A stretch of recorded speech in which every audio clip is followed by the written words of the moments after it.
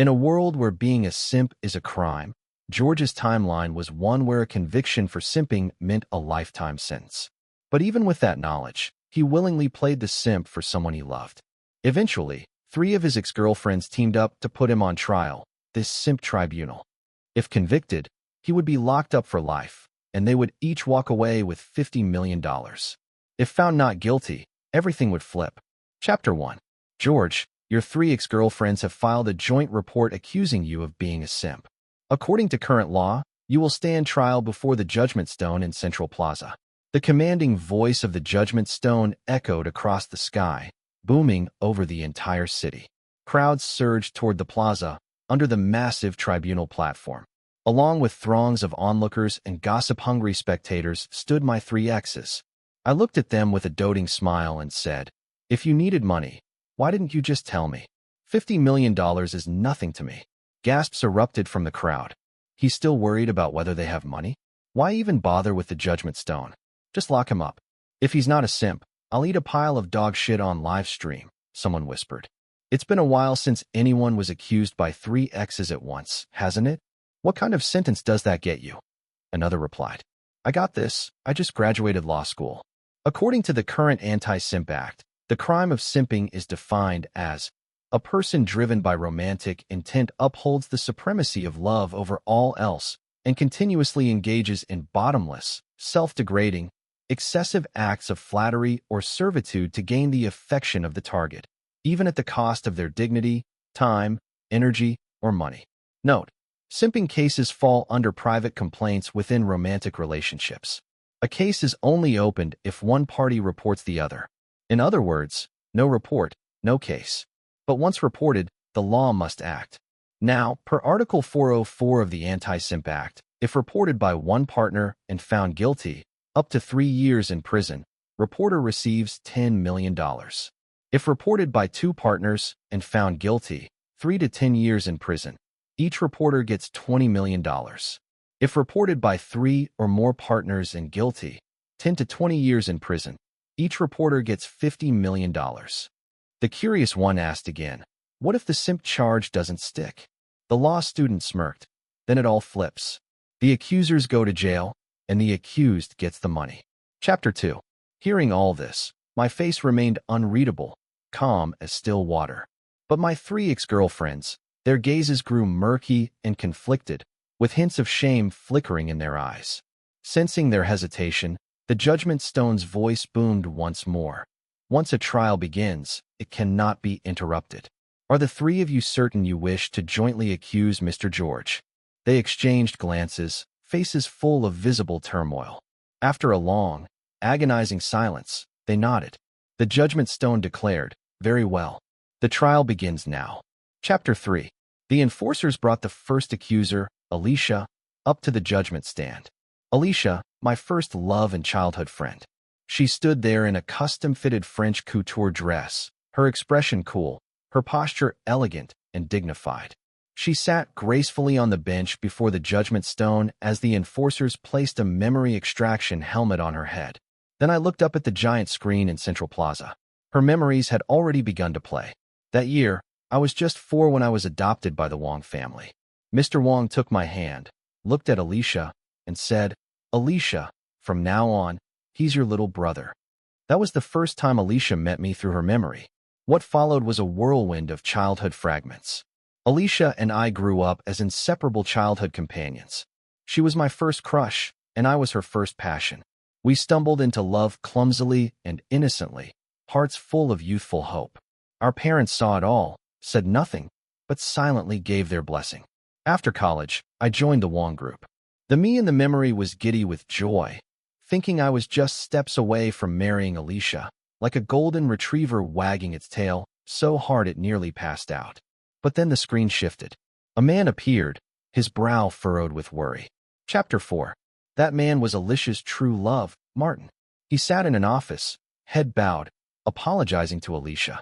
His face was tight with guilt, eyes dim with remorse. I'm sorry, Miss Wong. I didn't mean to mess up, he said. Standing off to the side, I was so furious my face turned purple.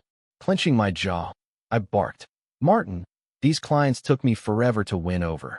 Our whole department spent months pouring time and money into this deal, and you couldn't even mail a box of mooncakes properly? You made the recipients pay on delivery. My fists tightened. I pressed further. And why are you apologizing to Alicia? What does this have to do with her? You're my subordinate. Why are you running to the design department? Martin gritted his teeth. His eyes flickered with hesitation. Then, with visible effort, he muttered, I came to ask Miss Wong to speak on my behalf, to stop Chairman Wong from firing me. My dad's sick. I really need this job.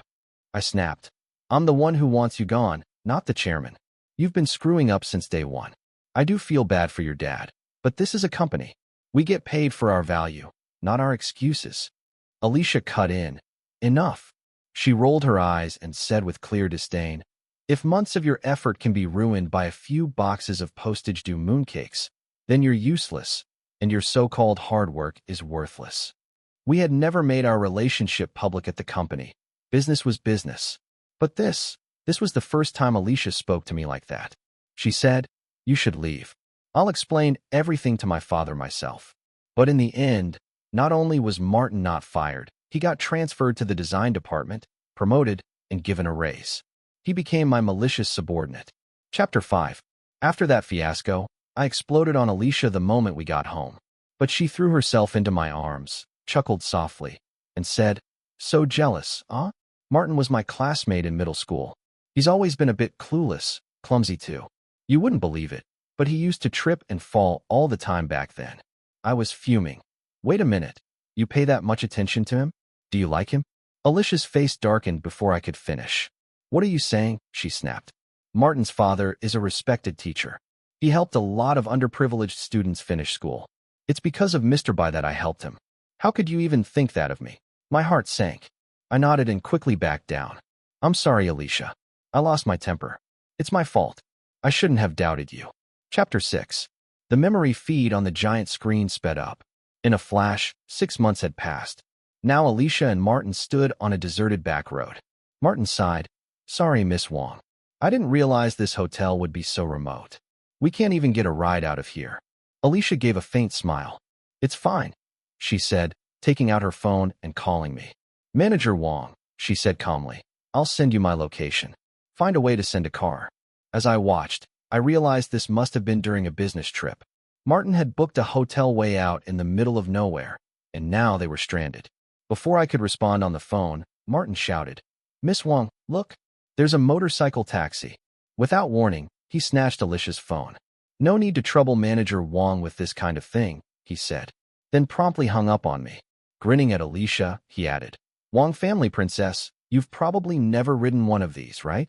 Let me give you the full experience. He swung his leg over the back seat and patted the spot behind him. Alicia looked down at her short skirt, lips pressed together in silence. Before she could object, Martin whipped off his suit jacket and wrapped it around her thighs. His fingertips grazed her lower back, and in that instant, her cheeks flushed bright red. Chapter 7. The ride was rough. The narrow road was full of potholes, and the three of them, Ryder included, were crammed tightly together. With every bump, Alicia's body pressed closer to Martin's. Their thighs touched and never quite pulled apart. Her eyes grew hazy. She leaned toward Martin's ear and whispered, lips trembling, Stop moving. It's too close. Their eyes met. Something unspoken passed between them. Martin smiled. He grabbed Alicia's retreating hand and didn't let go. Chapter 8. From that day on, the air between them changed. Their relationship became ambiguous, flirting with a line neither of them would draw clearly. Meanwhile, Alicia and I started arguing more and more often. But no matter how heated it got, all she had to do was make up a flimsy excuse or threaten to break up, and I'd fold, always the first to apologize. As their closeness grew, Alicia grew colder toward me. It all became too much. Like a coward fleeing the battlefield, I chose to study abroad. At this point, the crowd watching the trial couldn't hold back anymore. Someone muttered, "Yet right, studying abroad. That's just him running away before she dumped him." Another said, "With a girl like her stringing 2 guys along, and he still won't let go? Classic simp." A third jeered, "Can we get the verdict already? Stop wasting our time." But the giant screen didn't stop. The memories kept fast-forwarding. After I left for school abroad, Alicia and Martin's shared moments grew increasingly censored, mosaic after mosaic blocking the details. Finally, the screen paused 6 months after I'd gone overseas. That's when tragedy struck. My adoptive mother, Alicia's biological mom, died in a car crash. My adoptive father was critically injured in the same accident. Then, an explosive piece of business gossip hit the news. Alicia was not Mr. Wong's biological daughter, but an adopted one. And my adoptive father, for reasons unknown, had announced his intention to donate the entirety of the Wong family's fortune. Chapter 9. That night, Alicia called me in tears. George, I called him Dad for decades. Even if I'm not his real daughter, he shouldn't treat me like this, should he? Why would he rather donate the entire Wong group than leave it to me? She choked up and added, Dad's always liked you, George. He trusts you. Please help me talk to him. If you can convince him, I'll marry you. I agreed without hesitation, booked the next flight home, and stayed by my adoptive father's side. I handled everything for him, big and small, never leaving things to anyone else. That vigil lasted 3 years. Eventually, my father was moved by my efforts. He gave in and promised to leave the Wong group to Alicia. But just 2 months after his death, Alicia accepted Martin's proposal. She didn't give me so much as a goodbye. And from that moment on, we never spoke again. That was the end of Alicia's memories about me. Chapter 10. In the gallery, several hot-tempered onlookers began cursing out loud. Some women really have no shame. Cheated, lied, and now she's here ranting out her first love? One guy scoffed. She's the type who washes clothes but can't fold them, can't hang them. Hell, she probably lost all the hangers too. Someone sniffed the air. What's that stench? Another replied, what else smells like Fox perfume? Someone else chimed in sarcastically, girl, I get you. I'm a hoe too. Another mocked, seriously bro? Out of all the things you could have done, you chose to be a simp. And for her? She says one word and you abandon your studies to stay home for 3 years taking care of your dad? And in the end, she marries someone else? Now you're not just heartbroken, you're on trial. Alicia went quiet, guilt plain on her face. She didn't say a word. Her memories ended. Now it was my turn to be judged. The enforcers placed my hand on the judgment stone. A few minutes later, the voice of the stone rang out with solemn force. George, not guilty. The entire plaza erupted. What? No way. He did all that, and he's not a simp. Did the judgment stone malfunction? Others began shouting. We demand evidence. Prove he's innocent. Even Alicia looked stunned. She turned to the enforcers and asked for a retest. A judgment stone responded with a voice cold and edged with mockery. No need to test again. You want evidence? Fine, here it is. The screen above Central Plaza lit up again, and my memory began to play. Chapter 11.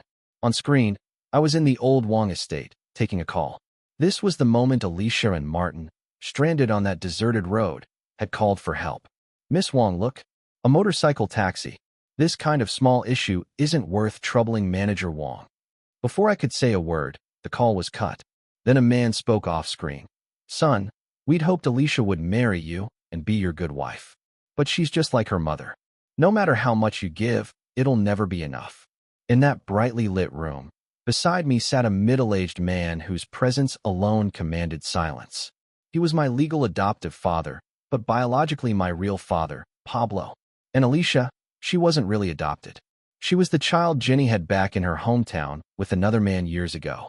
After Jenny married Pablo, the two had desperately wanted a child, but after months of no results, Jenny insisted on going to the hospital. The test showed the problem was supposedly with Pablo. Jenny then suggested they adopt, and suddenly she brought home little Alicia. At first, my dad felt something was off, but didn't suspect the truth. However, the Wong family found the matter suspicious. They launched a quiet investigation and ran DNA tests. What they uncovered shocked them. Alicia was Jenny's biological daughter. And my father? He wasn't infertile at all. But Jenny, she had a congenital heart defect and wasn't expected to live past the age of 20. Chapter 12.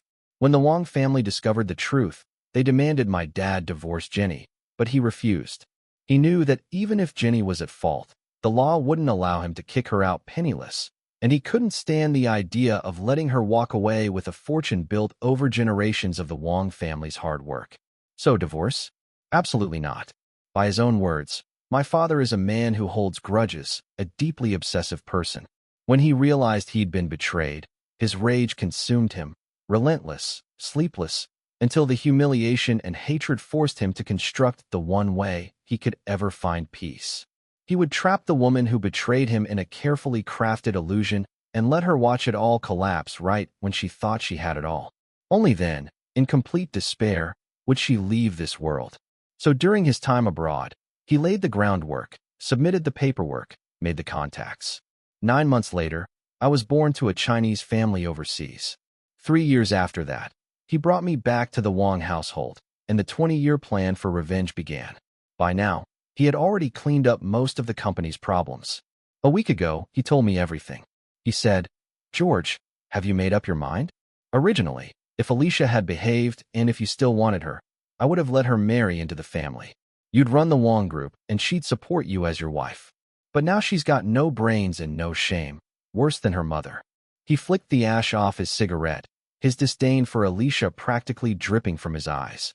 "But if you do still like her," he said, "I have ways. She'll spend the rest of her life dependent on you, begging for every breath." I looked at him, my expression finally serious. "Dad," I said, "I've made up my mind. These past 6 months, Alicia drained every last bit of my feelings. Besides, she's Jenny's daughter. I will never marry her. About that MBA program you mentioned, I've already signed up. Please watch over the Wang group for 2 more years. Once I return, I'll take over everything." My dad smiled and nodded. "Good. You've learned how to hold on and how to let go. You didn't let me down." Chapter 13. At this point, the spectators' brains were already fried like overheated CPUs. Someone blurted out, "Holy SHD. My intestines are twisted in knots. Can someone please explain what the hell just happened?" Another said, "Damn, that revenge punch took 20 years to land."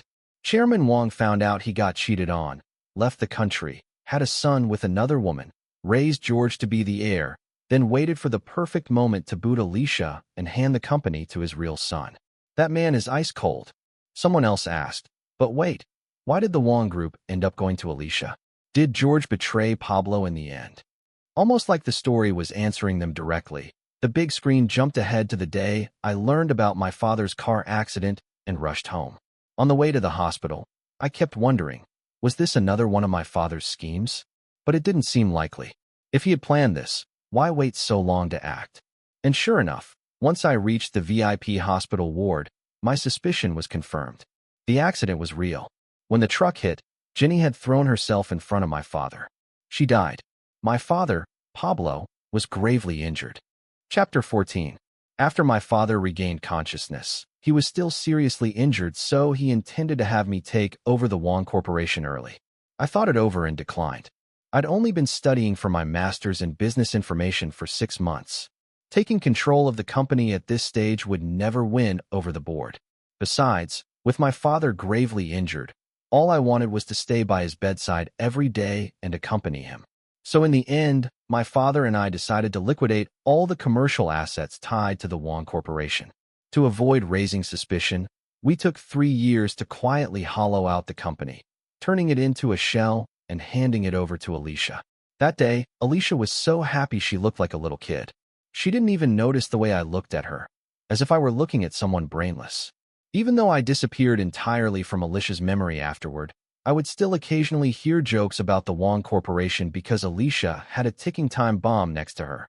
Martin, that gold-digging climber, was the master of leeching off women. Not only did he bring his own parents into the company, but also every possible distant relative, cousins, great-aunts, you name it. In the end, one cousin looted everything valuable from the company, and Martin wouldn't even let Alicia report it to the police. And that was just one example among many. It didn't take long before Martin drove the Wang Corporation to the brink of bankruptcy, drowning in debt.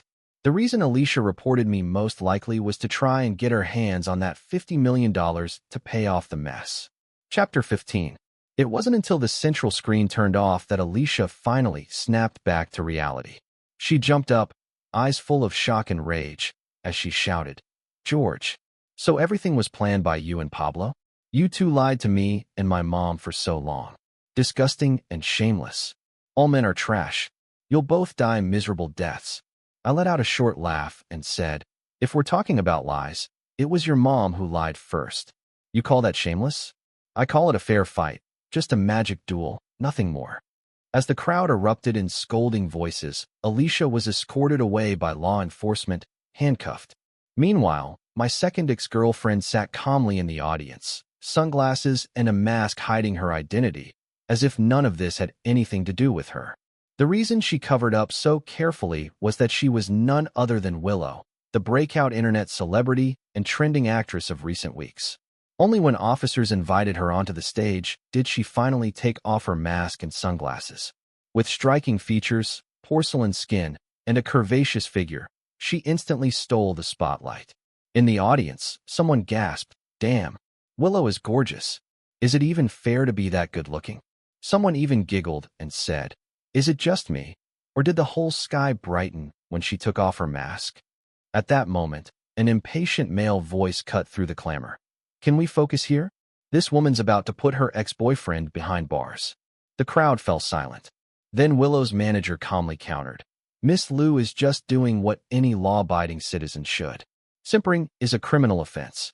What's wrong with reporting a crime?" Only silence responded to him. Chapter 16. On stage, Willow's eyes lit up with stars when she saw her manager defending her. She nodded at him enthusiastically. Her manager stood tall and cold, like a block of ice, but when he looked at Willow, a faint smile flickered across his face. Sensing I was staring at him, he instinctively looked my way. I greeted him with a smile. "Long time no see, my dear brother." Makoto's eyes instantly turned colder.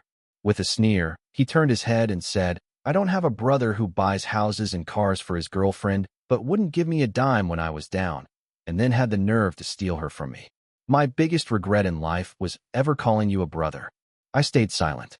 The audience below started to stir.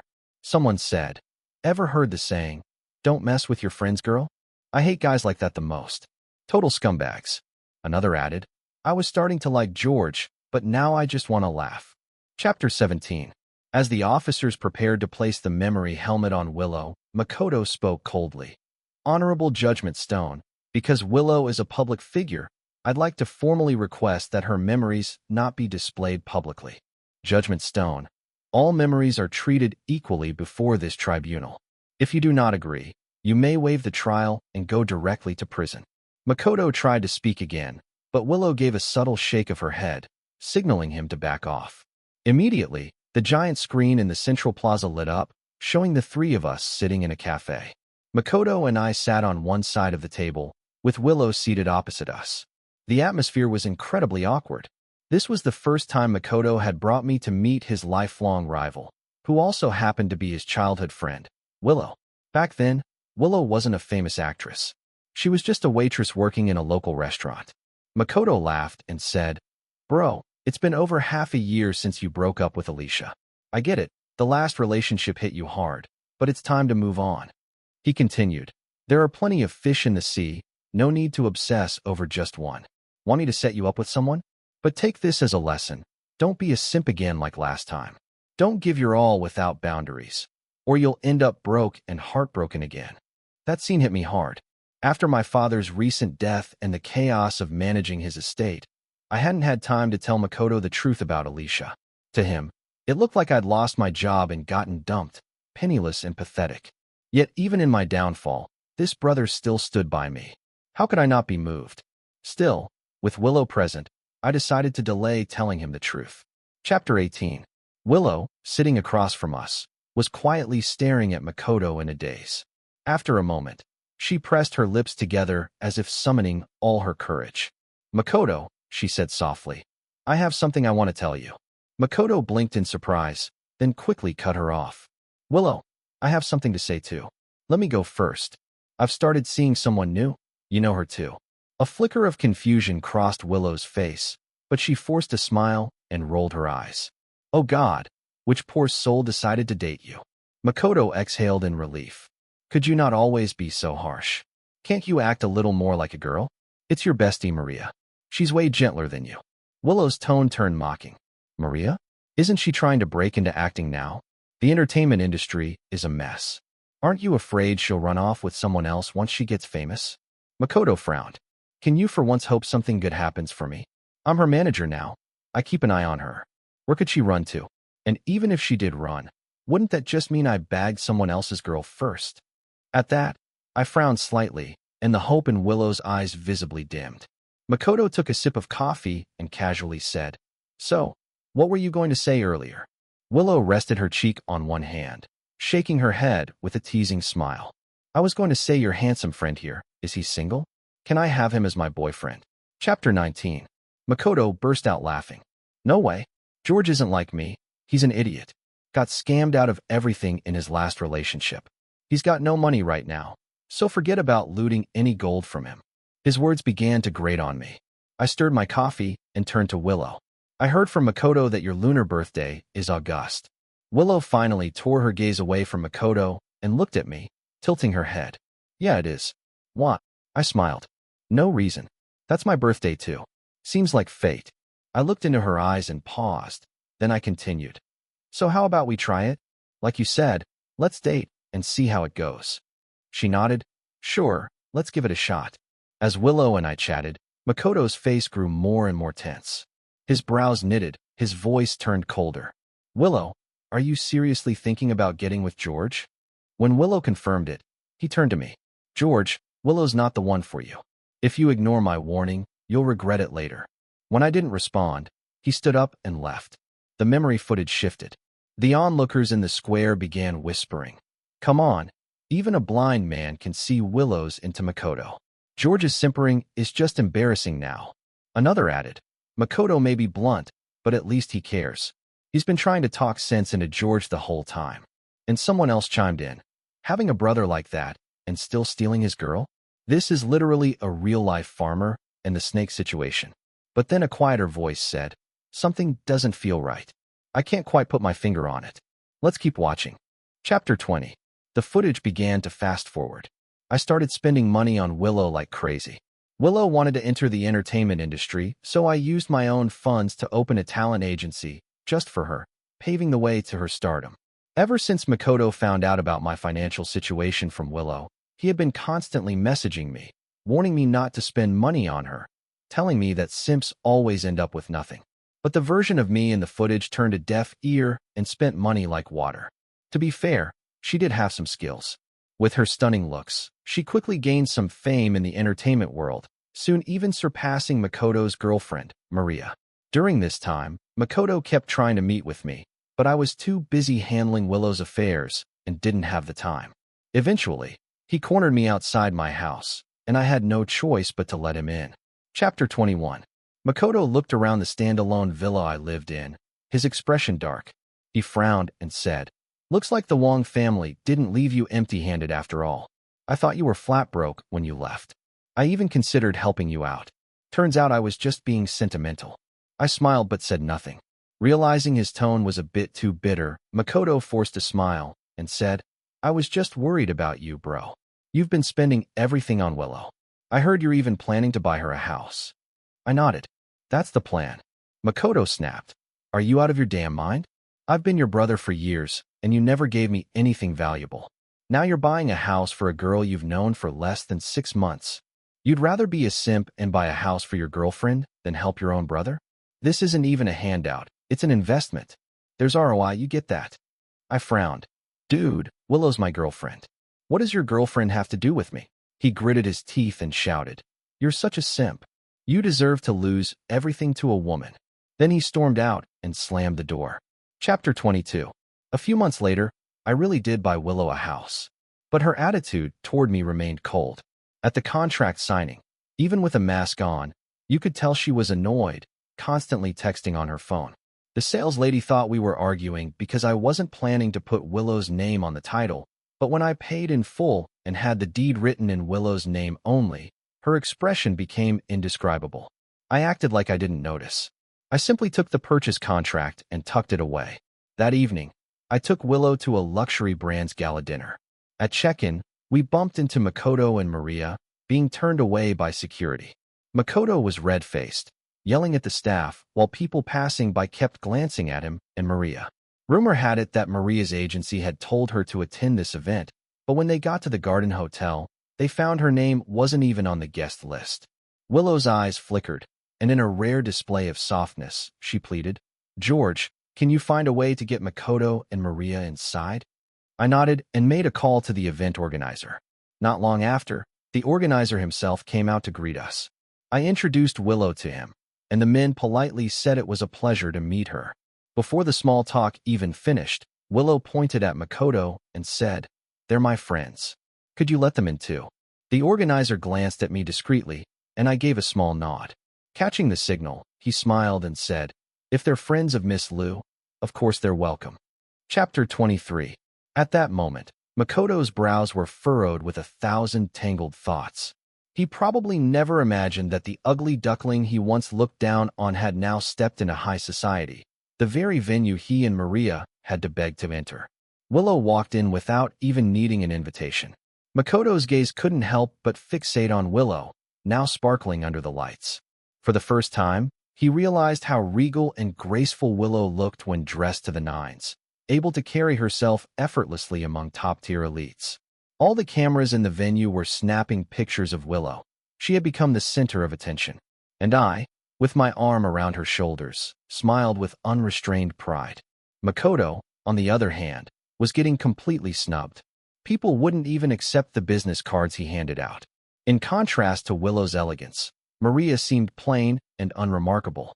He had once thought Maria's looks and presence were standout, certain she'd make it big and help him build a successful agency. But now, all he could feel was regret and burning envy toward me. After the banquet, Willow went to the restroom while I waited for her in the lobby. Makoto stormed up to me and snapped, "You really think Willow likes you? She's had feelings for me for 10 years. If she hadn't gotten upset at me that day, she never would have dated you out of spite." Seeing I didn't react, Makoto provocatively pulled out his phone and sent a voice message right in front of me, saying he'd take Willow home. Willow quickly found some lame excuse and told me to go home first, and I, like a fool, went home alone. Viewers watching the scene unfold were furious. Someone said, "Seriously, did Willow save George's life in a past life or something? He's done so much for her, and she's ice cold. One word from Makoto, and she runs off with him? How is George okay with this?" Another said, "No doubt about it now. George is 100% a simp. House, car, all for a girl, and she treats him like dirt? No way to justify it anymore." Someone else murmured, "Still, something feels off. Let's keep watching." Chapter 24. The footage kept playing. Makoto tried several more stunts, assuming I'd break up with Willow eventually. But I just stood by and watched them, like I was under some kind of spell. Finally, he couldn't take it anymore. He called me right in front of Willow and said, "Willow, just break up with George now, and I'll be with you immediately." You could hear the joy Willow struggled to suppress in her voice. She said softly, "George, I'm sorry. The one I really love is Makoto." Makoto arrogantly added, "See?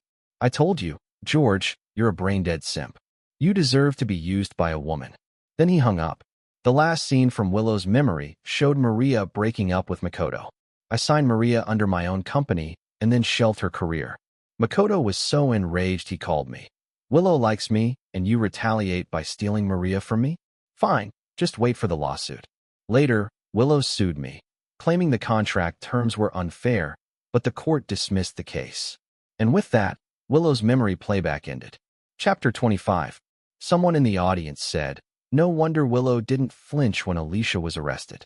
George's behavior during their relationship? Classic simp. Didn't listen to his bro, spent money on a woman, even bought her a house, and never tried to take it back." Another said, "Whether George was a simp or not, one thing's for sure. Makoto and Willow are total trash. And Makoto has the nerve to say George stole his girl? What? Only he can steal others' girlfriends. But if George signs someone, it's stealing?" Someone else muttered, "Seriously toxic duo. Reporting George just to break a contract? That's low." By now, Makoto and Willow's faces had turned ugly. Sure, they'd known public memory playback would come with backlash, but this was the only way to force a contract termination. Then the officers once again guided my hand to the judgment stone, and the final judgment began. A few minutes later, as the judgment stone's voice rang out, everyone held their breath. The judgment stone declared, "George, not guilty." Chapter 26. As more and more voices of doubt arose, A new set of memories began to play on the giant screen, mine. It was a scene from before I first met Willow. In front of me sat a Taoist priest with an ethereal and sage-like presence. I asked, "Master, are you saying that someone born on the 28th day of the 8th lunar month in the year of the horse at the hour of the dragon will bring me the greatest financial fortune?" The priest nodded slightly. "But once she loses her virginity, her fate pattern will shift." That very first scene shocked the entire audience. Someone gasped, "No way." So George spoiled Willow all this time just because he treated her like a good luck charm? Another chimed in. If that's all it was, why would he buy her a house and a car? That's overkill for just a charm. Someone else agreed, exactly. And George used to be pretty close with Makoto. It was only after Makoto warned him a few times that a rift started between them. The screen jumped again, to the day I first met Willow at a cafe. Makoto had stormed out because I didn't take his advice. I hesitated a moment, then went outside to try and tell him the truth. But just as I exited the cafe, I saw Makoto pull out his phone and start ranting to someone. He said, "You seriously can't reason with idiots. Just got scammed by a woman and still hasn't learned his lesson. First time meeting Willow, and he's already eager to get milked for gold. Willow's had a thing for me for 10 years now, but has she looked in the mirror? No makeup, plain as paper. Who would be into that? And men, you should have seen my buddy. The way he looked at Willow, like his legs stopped working. Has that guy never seen a woman before?" Whoever was on the other end said something that made Makoto laugh. He said, "Yeah, the ones I hate the most are those pathetic mutts who act like love is life and death." On screen, I gave a cold sneer and turned to leave. Back in the plaza, Willow stared at Makoto like she was seeing him for the first time. Biting her lip, she said, "Makoto, so this is how you really see me? And you had the nerve to tell me you were with me because you'd realized your true feelings? You disgusted me." Makoto kept a straight face. "We'll talk about that later. Let's finish watching George's memories first." At that moment, the screen showed me explaining the supplemental agreement in Willow's contract. I said, "If you generate $50 million for the company during the contract period, the house and car will become yours outright. But if you fail to reach that target, you'll need to return both. This clause applies to all contracted artists. You can take your time deciding whether to sign." Willow on screen was busy texting someone. Both hands were flying across her phone as she signed the document without even lifting her head. Someone in the crowd commented, "Well, at least George was a decent boss. Even if he treated her like a lucky charm, he didn't screw her over." Honestly, in the state Willow was in earlier, she probably would have signed a literal slavery contract. Another said, "This kinda shows Willow actually trusted George deep down." And another added, "Knew it. George isn't some brainless simp. The guy's all about business. He tolerated Willow and Makoto this long for the sake of the company." With the way things played out, I bet CEO Wong made a fortune during Willow's contract. As Willow was led away in handcuffs, face ashen and hopeless, Makoto had already vanished from the scene. Chapter 27. Soon my final ex-girlfriend was brought up to the judgment platform. It was also the first time I'd ever seen her in real life. I didn't even know her name. We had met in a game called Immortal Cultivation Simulator. In this game, players temporarily lose their real-world memories and simulate a life in a fantasy cultivation world. Immortal Cultivation Simulator became wildly popular upon release because the lives players lived in-game felt incredibly real. But the hyperrealism had a downside.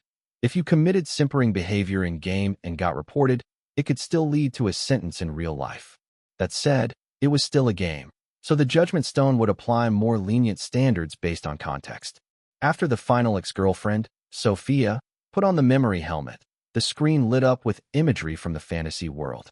Mist drifted through the trees, thick and thin, blurring everything in soft layers. Petal-covered trees appeared like they were veiled in gauze, ethereal, as if from a celestial realm. Sophia stumbled through the forest, her steps faltering. Bright red blood flowed from her body, painting the earth beneath her. Eventually, she collapsed, unconscious. Chapter 28. "Dad, come quick. There's a female human cultivator, badly wounded here. Can we help her?" On screen, 2 wild wolves appeared. That was me and my father. My father said, "We'll give her some herbal medicine. Beyond that, her fate is in the hands of the heavens. It's best not to get involved with humans." Both of my ears perked up, confused. I replied, "But Dad, this woman is only at the early stages of foundation establishment. According to the human cultivation system, you're already in the mid to high tier of that level. We should be fine, right?" My father looked me in the eyes and said, "You'll understand once you grow up and take human form.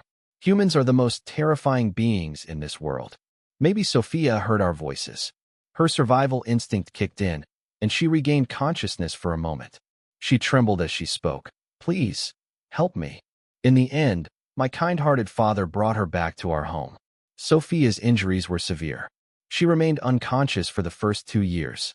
Had it not been for my father feeding her rare spiritual herbs daily, she would have died long ago. After another 3 years of recovery, Sophia finally regained her full strength. My father's fears never came true. Sophia seemed genuinely grateful for saving her life and prepared to leave us a pile of rare treasures before parting. But that night, I transformed into my human form. Chapter 29. After I transformed into my human form, Sophia never mentioned leaving again. She stopped calling me by name. Instead, she called me senior brother over and over. The look in her eyes grew increasingly deranged, radiating a dangerous aura as deep as an abyss. My parents sensed something was wrong and tried to drive her away using their mid-stage golden core strength. But no one expected that Sophia wasn't just a low-stage foundation establishment cultivator. She had used a treasure to conceal her true cultivation. She was actually at the high-stage nascent soul level. With a cold snort, she said, "Your whole family once saved my life, so I held back and didn't take senior brother away. But now that you've attacked me, I'll spare your lives and call it even. However, senior brother is leaving with me today. If you try to stop me again, don't blame me for what happens next." Of course, my parents couldn't just stand by and let her take me away. They fought her with everything they had. But while nascent soul and golden core may only differ by one stage in name, the gap in power is enormous. In just a single breath, Sophia seriously wounded them. And just like that, she took our whole family back to Heaven's Gate sect. Chapter 30. As soon as we arrived at Heaven's Gate sect, Sophia led me straight to the main hall. She whispered, "Senior brother, everyone at Heaven's Gate sect has been waiting for your return." I wanted nothing more than to kill her on the spot, but I knew I wasn't strong enough. I didn't even know where my parents were being held. For now, I had to stay calm and play along. The moment I stepped into the hall, 3 pairs of eyes locked onto me. Sophia declared, "Master, I've brought back senior brother." A figure with the aura of a divine immortal rushed toward me, his expression bordering on madness. He cried, "It's Eric. It's really Eric." I was speechless. The 2 people standing behind him exchanged glances, their eyes rippling with hidden emotions. Sophia told me these 3 were my master, my junior sister, and my second junior sister. I was supposedly the senior disciple of Heaven's Gate sect, but had gone missing years ago during a training mission. All this time, the sect had been searching for me. Looking at the joy on their faces made my skin crawl. With their level of cultivation, there's no way they couldn't see the truth, that I was just a wolf demon in human form. If that's not insanity, what is? Chapter 31. They began forcing me to imitate every aspect of that so-called senior brother. Since I had just taken human form, I couldn't fully control my transformation. My tail wouldn't retract, so I walked around with it tucked down. But how could the mighty senior brother possibly walk around with a tail? So the second junior sister severed my Achilles tendons, and the third junior sister cut off my tail. Because I couldn't grasp the swordsmanship our master tried to teach me, and clearly lacked the innate talent of the real senior brother, he whipped me all night long. Ironically, Sophia was the most normal one in the entire Heaven's Gate sect. She would bring me medicine when I was injured and food when I passed out from hunger. I had thoughts of ending it all once and for all, but the next day, half a wolf's tail appeared in my room. I didn't dare to die anymore. At first I asked about my parents every day, then once every 5 days, then once a month. I could play the role of the senior brother so well that I rarely got beaten anymore. But this kind of life was one where you couldn't see any end, just endless despair. Chapter 32. One day, our master, second junior sister, and third junior sister took the second and third junior sisters out of the sect for a mission. Only Sophia remained behind to watch me. We sat beneath a tree sipping tea. When it was just the 2 of us, she never forced me to act like the senior brother.